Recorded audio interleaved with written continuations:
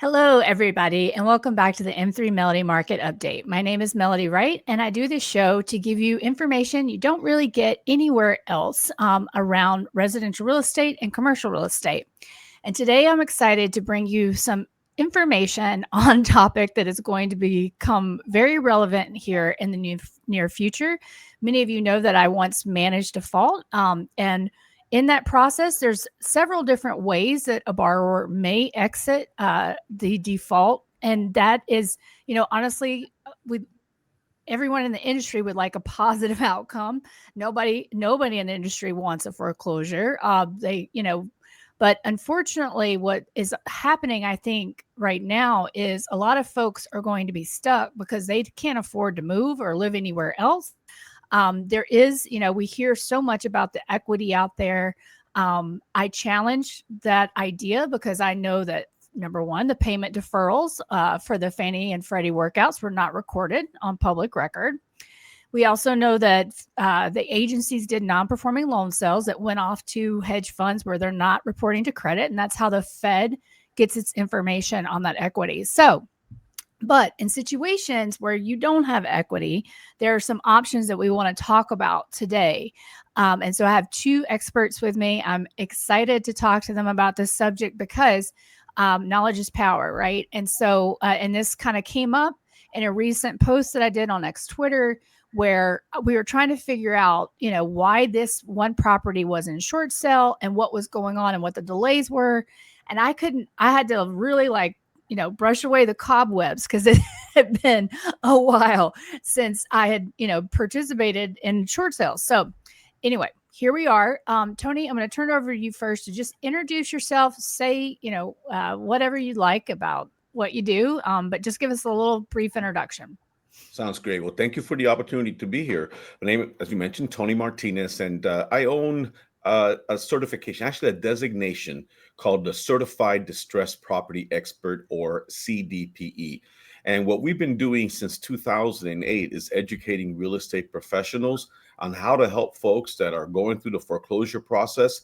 Many of them have equity now. That wasn't the case a few years ago, back in the great financial crisis, but we're seeing more and more people be underwater, not have equity. And basically the only way that they can exit with any dignity at all is through what is called a short sale. My role is to try to wake up the real estate industry, try to get the leaders in the industry and the agents to realize that this never went away. It's still there. It's increasing every day. And that we need to be more aggressive as an industry, reaching out to folks that basically are losing everything and don't really know what to do. Excellent. Ofelia? Hi, my name is Ofelia Sierra. Thank you for having me, Melody. It's a pleasure to be here. I am an independent short sale negotiator. I've been in mortgages I just was counting, 47 years doing mortgages. Wow. My background was strictly mortgage processing, and then I evolved into becoming a mortgage underwriter. For the last 11 and a half, 12 years, I strictly negotiate and process short sales for realtors and investors and clients and submit them to various banks. And that's all I do all day long is short sales. Sounds like I got the right people on this video to talk about this. All right. So let's just start with what is a short sale? Let's just break it down. Whoever wants to go. Tony, if you'd like to just explain, what is a short sale? Yeah, absolutely. Well, in an ideal situation, someone, owes this much on the property and they can sell it for this much and they're pocketing the difference and they walk away happy, right? Well, this is the exact opposite. They go ahead and they owe way more. And sometimes a little more cases is a lot more than the property can sell for. And it may be because they have one mortgage or they have a combination of mortgages that by the time it's all said and done, they have the liens against the property, they have the expenses associated with selling the property, closing costs, compensation to the real estate agents. They cannot net enough to go ahead and pay everything off. So in a short sale, what we're essentially doing, and Ofelia is one of the best there is at doing this, we're approaching the lender or lenders basically with the opportunity to lose money. We're going to the lender and saying, listen, here's why we feel that it's in your best interest to take what is being offered and let these folks off the hook. It becomes a whole game of negotiations to get them to agree to losing money and let these folks get on with their lives. Excellent. And so, Ofelia, walk us through what these conversations are like, because oftentimes what you'll have is you'll have the primary lender, and then you'll have a second lien. And so you've got two interested parties in those funds. But, just walk us through what this looks like when you have to talk to those lenders and the negotiations that go on. It's not always very pretty. I've been blessed and very fortunate that when specific servicers that I have worked with for years know who I am, and I've established relationships and I have rapport with them. Those are the easy ones. The hard ones was when you going to customer service, and I find myself on the phone for hours. There's a specific transaction that I'm working on now, and I am not lying to you. 4.5 hours on the phone holding for a person to answer. And when that person answered, they were clueless as to what I was needing. Yes. It's very, very challenging. And and you have to, and the key to a short sale is not, I don't view the key as so much as my knowledge in the mortgage industry, knowing what a note, a mortgage, all that is. I think the key to successful short sale is follow up. Yes. Follow up and calling and like knowing what was the last thing you did. And I think, is it a 2-day trig? Is it a 4-day trig? When do I need to call? Mm-hmm. Yeah. And so let's stop on what you just said, because I've been helping a couple of people who reached out to me that wanted assistance on a foreclosure that they inherited, basically, for different reasons. And calling into those servicers is mind-numbingly hard. It's like trying to get the right person. And some are way better than others, right? Like some are just, they haven't offshored everything. You can talk to someone in the United States, but you can be in a loop. And what's so funny about this, right? Especially when someone's in default, one of the big things that came out of the FRB consent order back then, as well as the AG settlement, when mortgage got its hand slapped and everybody had to pay fines, was that you had to have a single point of contact or a SPOC, right? When a loan is in default, you have to have a SPOC. Well, here's what happens. Call center turnover is usually around 30%. That is, I don't know, industry, I think standard is 26%, something like that. It's insanity. And they couldn't keep these SPOCs on staff. And so what'll happen is you'll get assigned a SPOC and then they quit. And then you have to, and then they try to do things like hot teams where you would have 6 people kind of be assigned as a SPOC or a team so that that wouldn't happen. That didn't work for a lot of servicers either. And so today, one of these foreclosures that I'm working on, the other thing is at least back in my day, and one of the reasons my former company went into bankruptcy was because we tried to do everything right. We were one of the few, but we no way, no how would we ever have a SPOC that was offshore. Fannie and Freddie looked at that they wouldn't allow us to do it, but we didn't want to do it either. Mm-hmm. Now, some of these big servicers, all the SPOCs are offshore. They have no idea what you're talking about. Like when you're trying to talk about a settlement, like on one of these, I'm trying to talk about a settlement to bring him current because it was it was a predatory loan. And if his father hadn't died, the case would have been dismissed, but long story.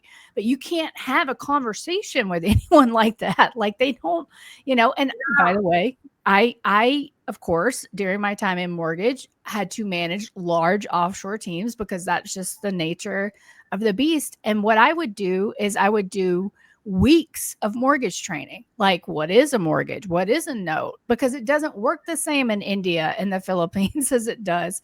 And so they don't have any reference to what any is happening. But we were one of the few that even tried to do that. And so it is unbelievably frustrating. And I can imagine but like what you're saying is when you have multiple parties involved, that can, I mean, I can only imagine. And the thing is that, yeah, they assign a Spock agent, but it's not just one Spock agent. It could be 10 different Spock Exactly. agents. Yeah. And that Spock agent that you're speaking to is ignorant. They have no idea. I'm absolutely clueless. And then when you call a servicer, some of them don't have Spock agents.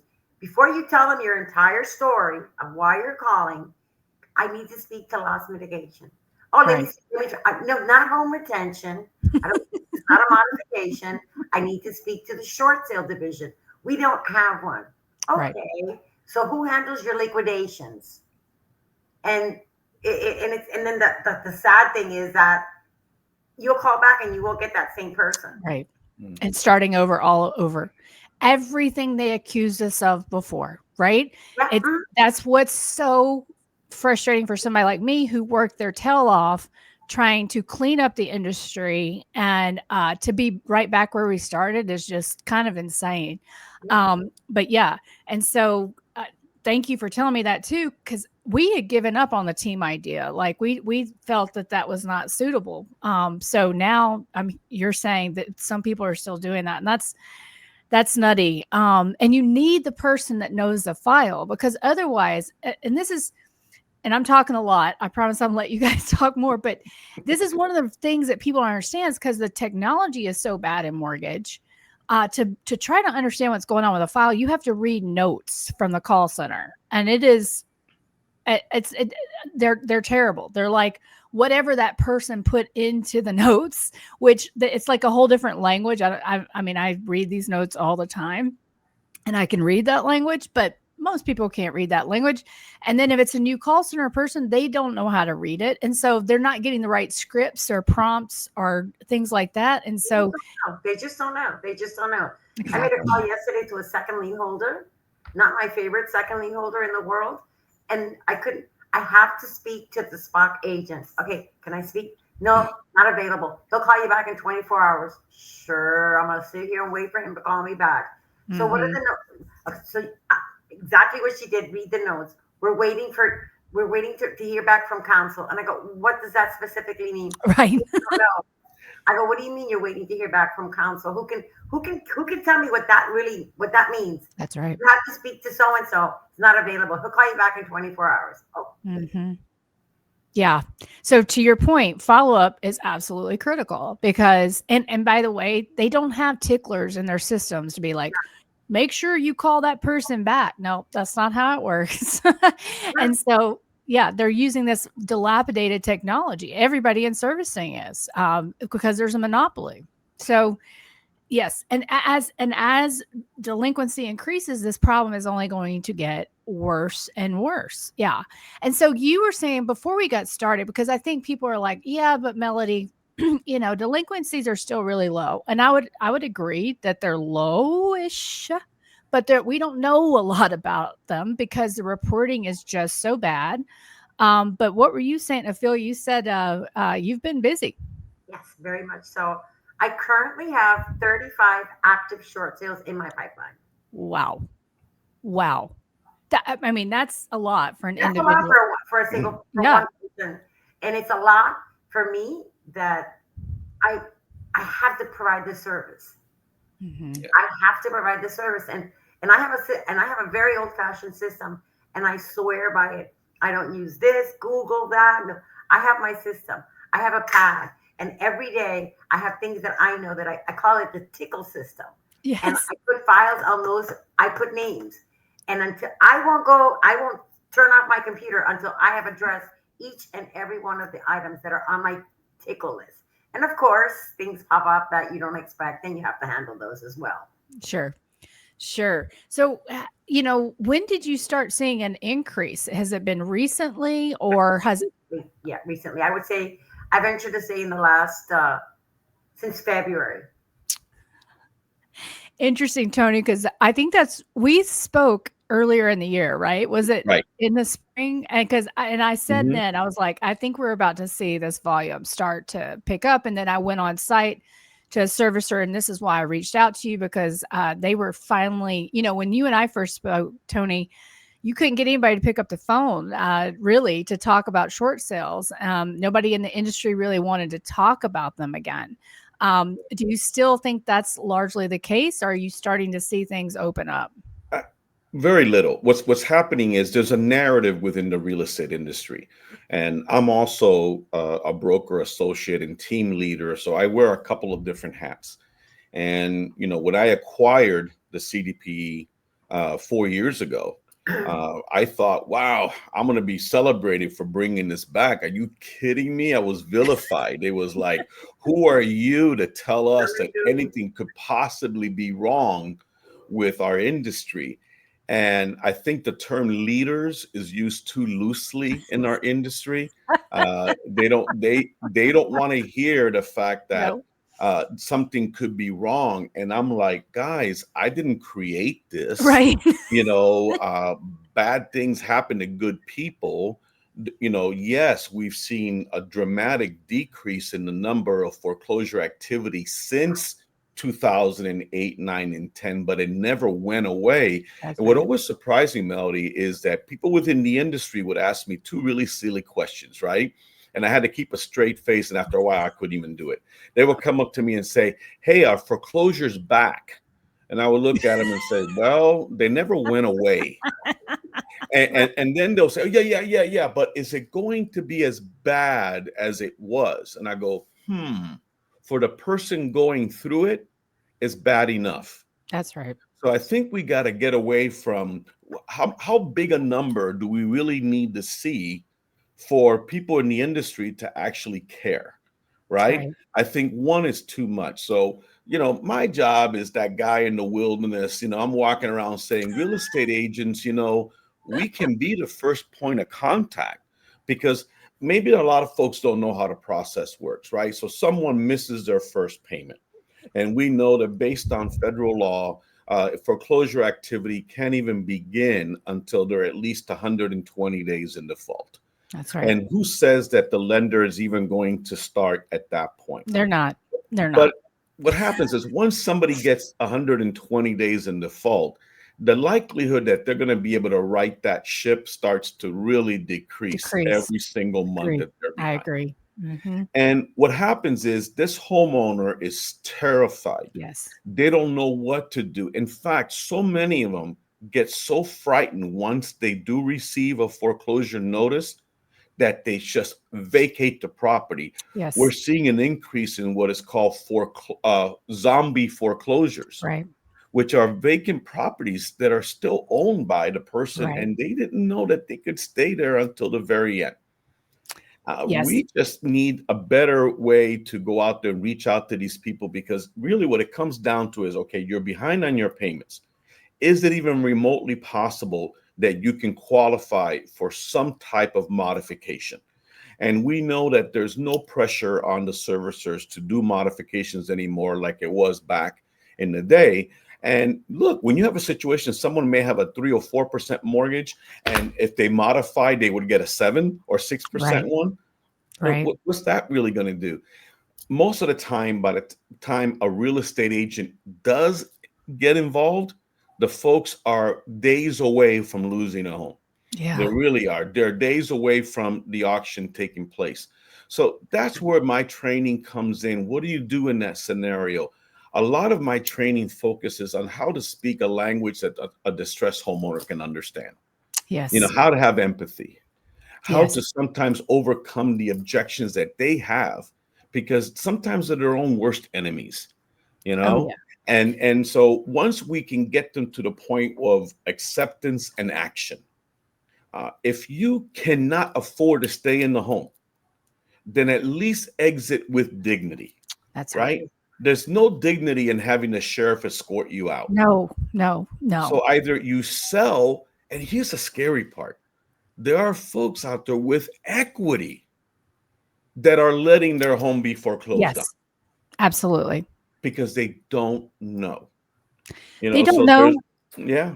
They don't know. And some of them, so just quickly, because you said a lot of great stuff there, like FHA or HUD in their loan performance trends report tracks the no contact bucket. So they track reasons for delinquency for 90 plus delinquencies. And what you've been seeing and it's something those of us who work in this space know very well is no contact just increase as a percent because like you say, they're terrified or alternatively, they're strategically defaulting. They're investors and they're strategically defaulting and walking away. And the investors are always the first to walk away, always, because they don't have a lot of skin in the game typically by this point. But I think you just said so many important things there, Tony. It's like, for people that are in this position, you have to call your servicer. I know you don't want to talk about what's happening. Nobody wants to admit they can't pay their bills. Nobody wants to. Right. And so you have to make contact. You have to talk through the options. And I think, knowing there are people like you guys out there is really helpful, because ask a realtor or ask somebody, hey, what about a short sale? But we'll share your information at the end of the show, Tony, so where people can learn more about this. But yeah, so Ofelia. I want to go back to something that Tony said, which is so factual that it's, and I didn't even think about it until he said it. FHA loans. FHA loan has the waterfall program, modification program. That has been around forever. That is not something new. That is something super old. When I take a short sale that I know is an FHA loan, I always warn my clients and especially the buyer, listen, you're going to be in for a while because they're going to be reviewed for a modification, and under the waterfall program that could take 30 to 45 days. Yes. But you know what? Let me tell you something. When I call a bank, because I always like to call ahead of time when I'm dealing with, I like to send my third party first and then to be able to call and get information. Oh, are you going for a short sale? Go ahead and have the client sign an opt-out letter that they're opting out of a modification. That way we don't waste time. Right. Yeah. And that's not right because, why not review them? Yes, I do short sales, but that's not, what if they're eligible for a modification? What if that modification makes sense to them? Okay, the realtor doesn't get paid, Ofelia doesn't get paid, but the customer does not lose their home. But they are automatically telling you, oh, send an opt-out letter so we won't have to waste time. And I don't think that's right. That isn't right. Yeah. If I could, let me chime in something that's, what Ofelia is on the front lines. So has access to stuff that just blows your mind, right? But you mentioned delinquency rates being historically low. That's the narrative that we are fed every single day because and I know that they take all mortgages collectively and the vast majority of conventional loans are fine. The conventional, typical conventional homeowner financing they're still making their payments. Now let's talk FHA. Right. Let's talk about FHA. The delinquency rate is about 11 to 13%. It's about 12% in the latest report. Yeah. Mm-hmm. Yes. And I heard a stat that when you look back at the last year's or the loans that went into default, 90% of these were FHA loans, but FHA loans only account for 15% of all loans.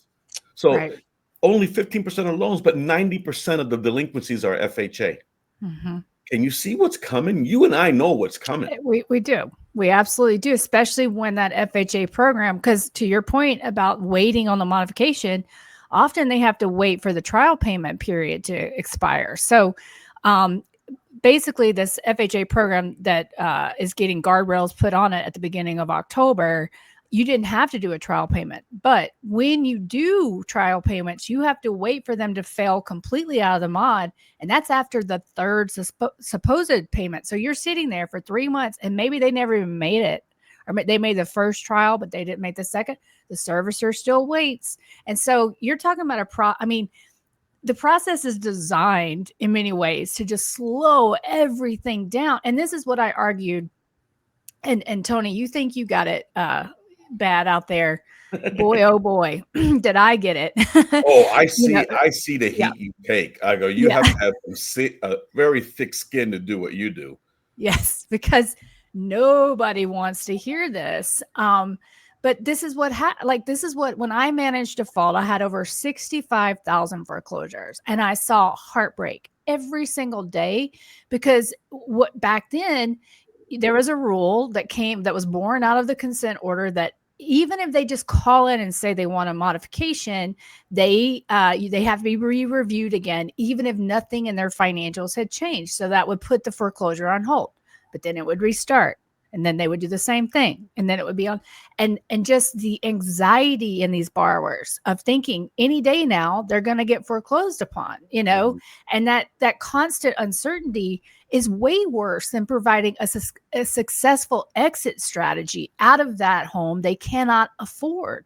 And unfortunately, in the FHA program, I think it's predatory. So a lot of this lending, and these folks never were going to be able to afford them. You mentioned conventional Fannie Freddie.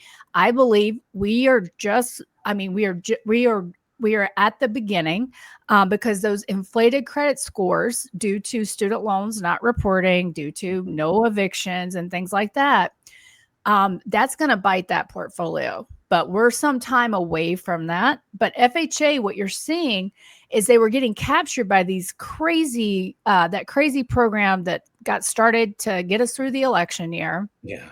where you could just keep going back and taking a partial claim, which is where you take those 3 months of payments to the back of the loan. And they just kept doing it over and over and over again. And you could do that up to 30% of unpaid principal balance. That is insanity. And so that's what's kept the FHA at that massive, more than 1 in 10, guys. Like that is, like if I had seen delinquency numbers like that on my portfolio, even if it was 15%, I would have been screaming from the rooftops, because I went back and I looked what was subprime as a percent of our portfolio back in the day. 15%. Same amount, right? Yeah. The rest of it was conventional. So people don't understand. They don't get it, but the pressure behind the dam has been piling up, and they're all about to come over because the 40-year mod doesn't work, or 40-year modification.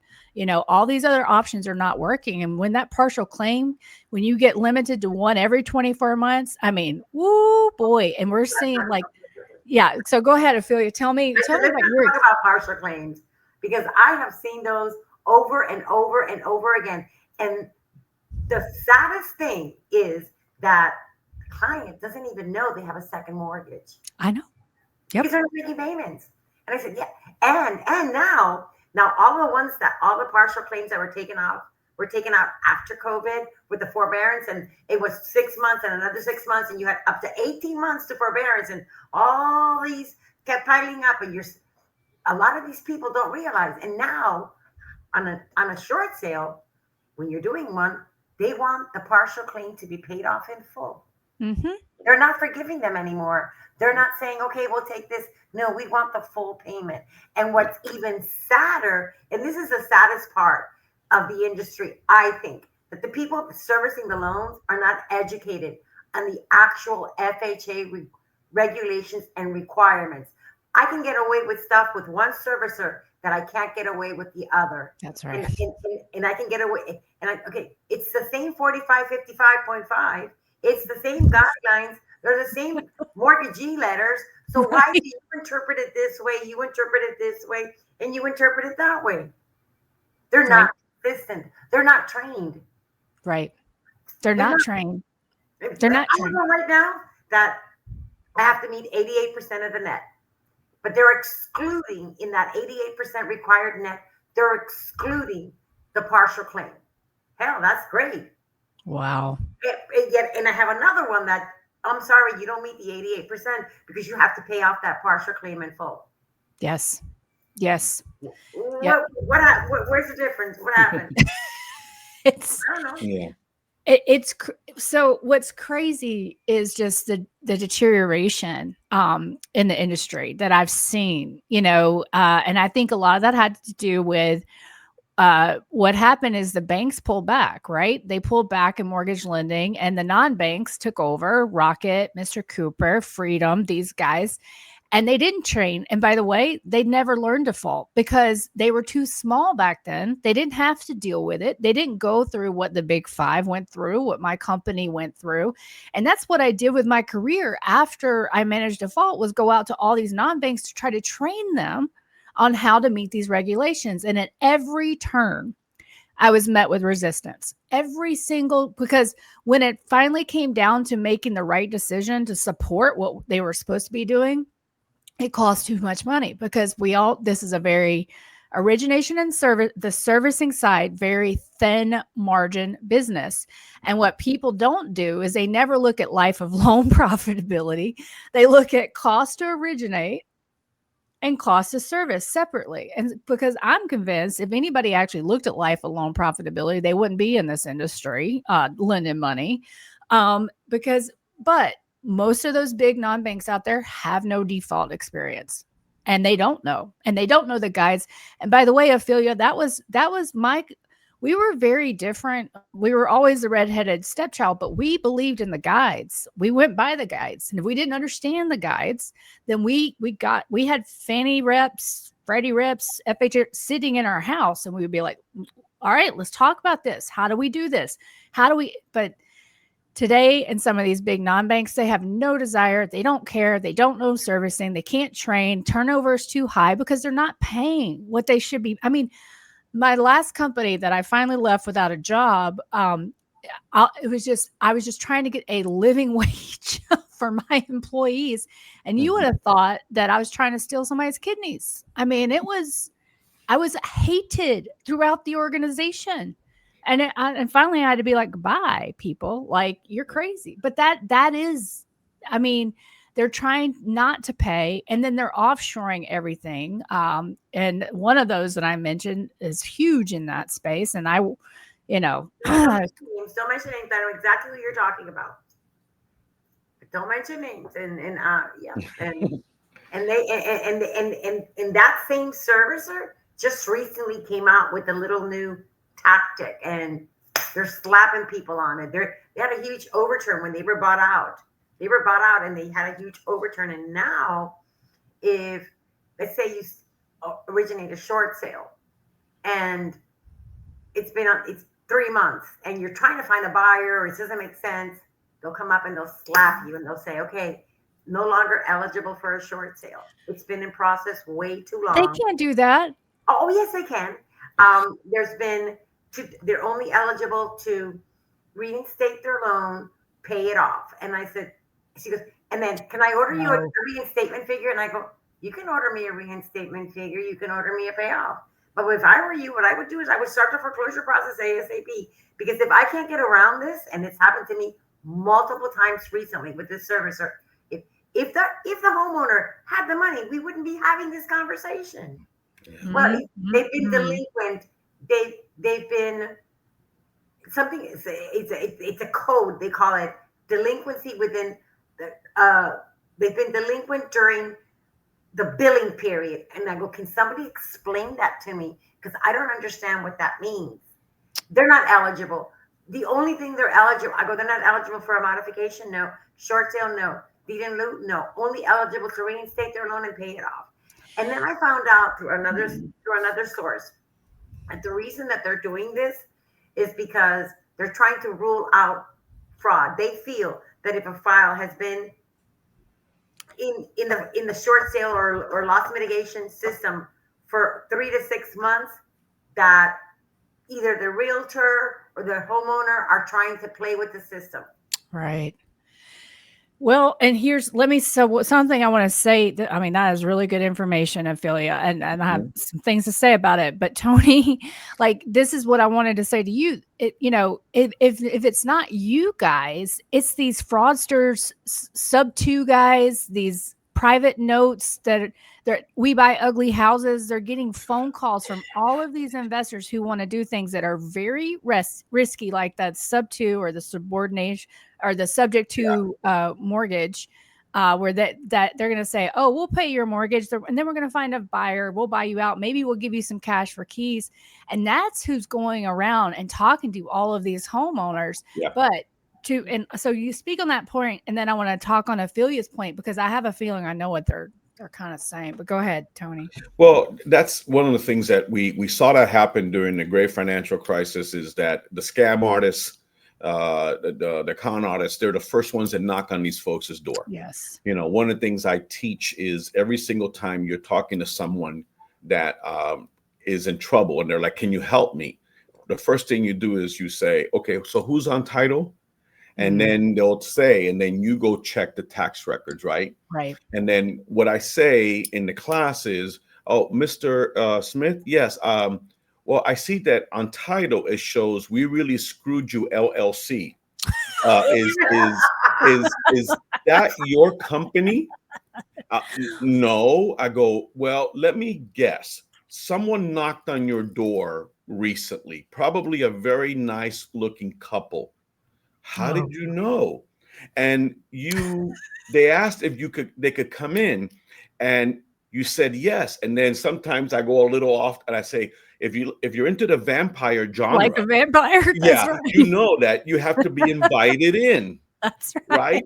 So you said, "Please come in." And these vampires came Yes. in, Yes. and before you knew what was happening, you signed something, didn't you? Yeah. Mm. Well, what you did is you signed away your deed. So, look, as real estate agents, we need to be more assertive, more aggressive. One of the challenges we have, Melody, is that a lot of the folks that were real estate agents back in the day are no longer in the That's business right. anymore. The That's vast right. majority of real estate agents haven't seen a market like 2008 to 2011. That's right. They just know the rosy market, and now they're Yes. getting a reality of what's really going on. But they're not ready. They're No. not ready, and that's where again I'm out there, shaking the bushes, saying, if we can just get you trained, if we Right. can just get you educated enough to go out there and help people, we're going to help a lot of people avoid foreclosure, which is just good for everyone in the equation. Absolutely. Thank you. Exactly. And these people are everywhere. I think this is another reason we don't have true delinquency numbers. Mhm. I've so now more recently on social media, I'm seeing people that are telling me exactly what I knew was going to happen. Yeah, they walked away. I'm still on the hook because the way that you foreclose is on possession of the note. That's what the AG settlement, that was 1A1.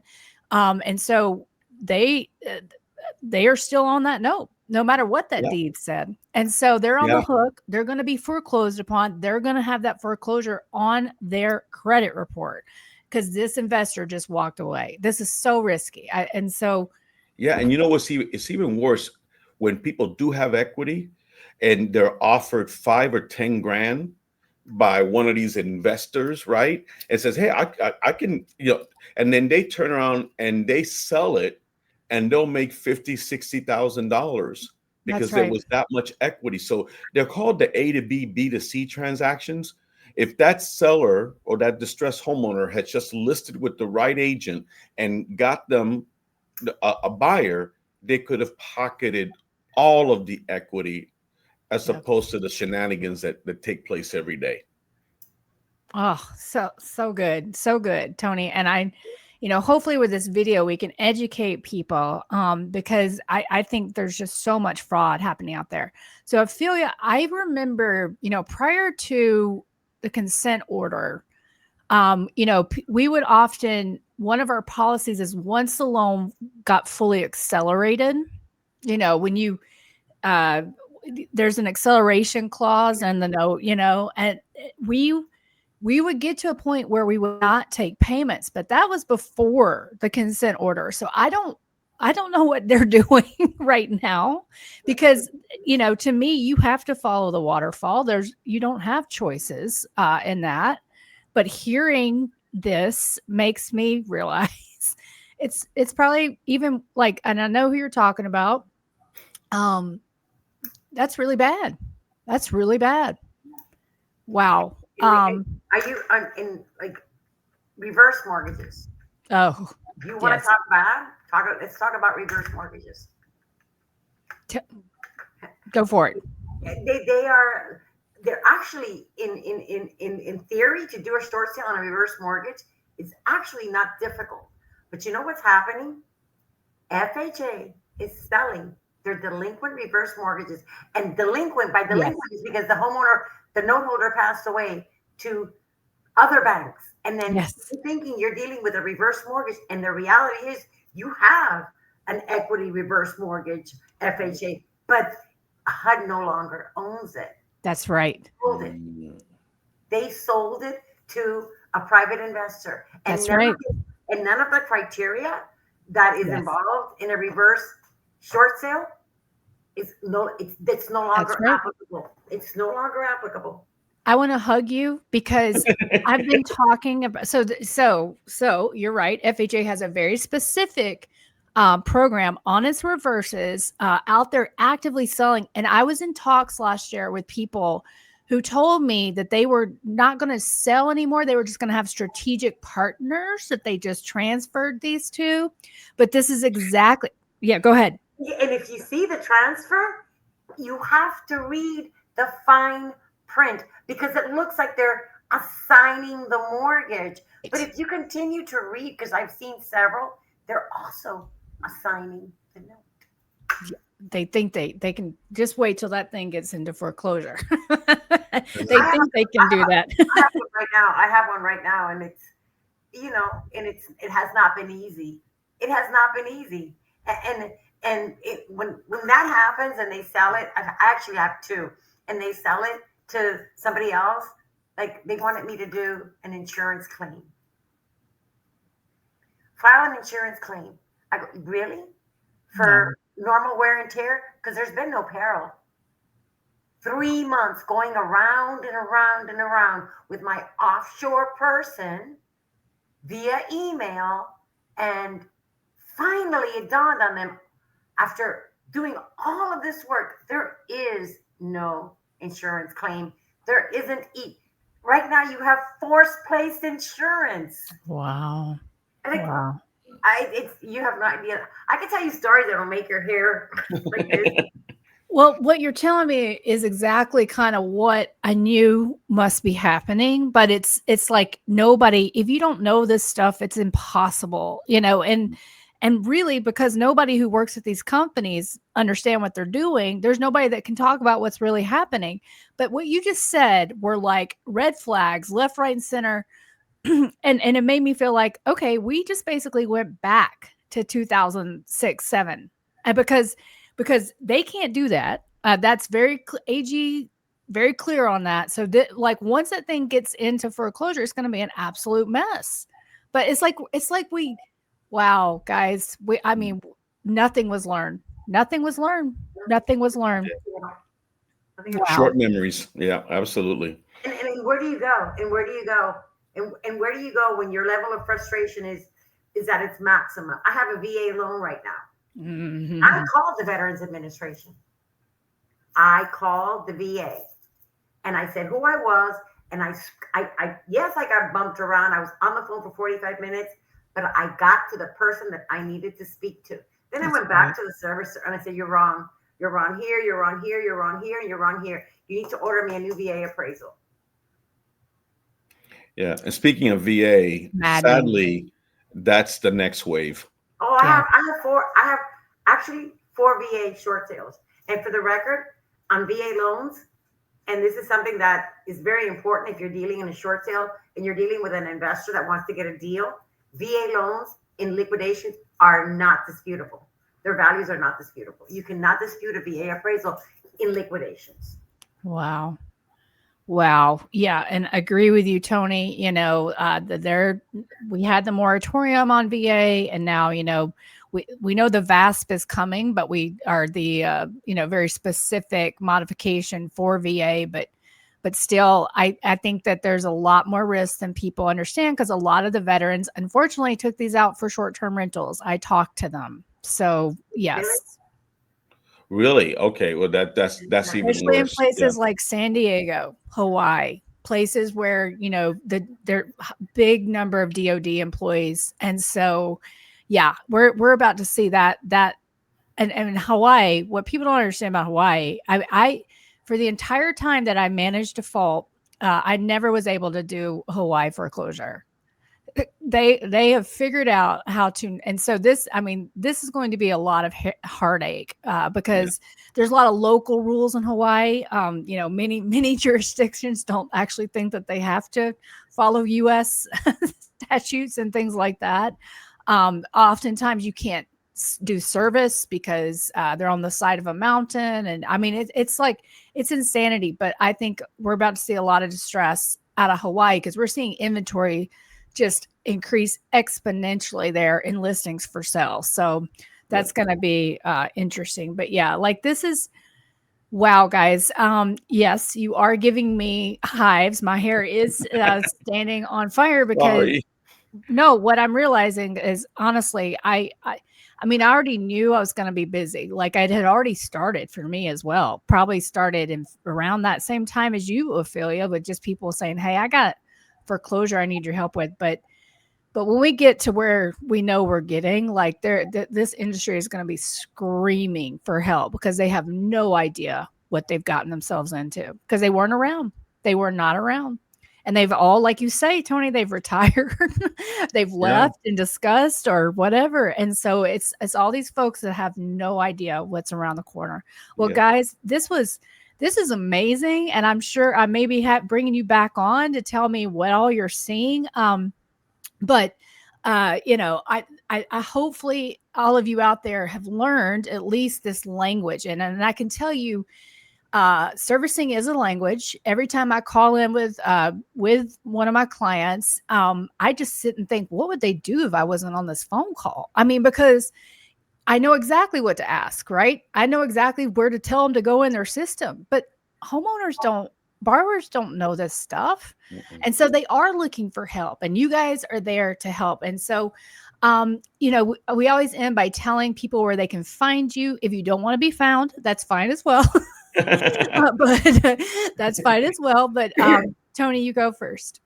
Yeah, well, if you're a real estate professional and this is an area that you think you have a passion for, I am partial in terms of what I think is the best training available, and that's the CDPE. And I know you'll put the information on the screen for them, but it is cdpdesignation.com, cdpdesignation.com. And we teach it live and in person, live virtually. We teach it online, on demand.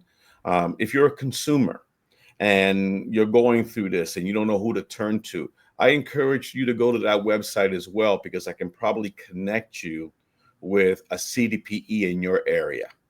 So that's the message that I always want to get across, especially if there are any consumers going through this right now, is foreclosure is not the only option. That's right. You know, please, please, please take a proactive step to seeing what you can do. You said it exactly. If it always talk to the servicer. But when you feel that you've gone the limit and you just don't know what to do, reach out to a real estate professional that actually knows what they're doing. And again, I believe the CDPs are the best at that, because what we train them to do is do everything possible to help you stay in your home.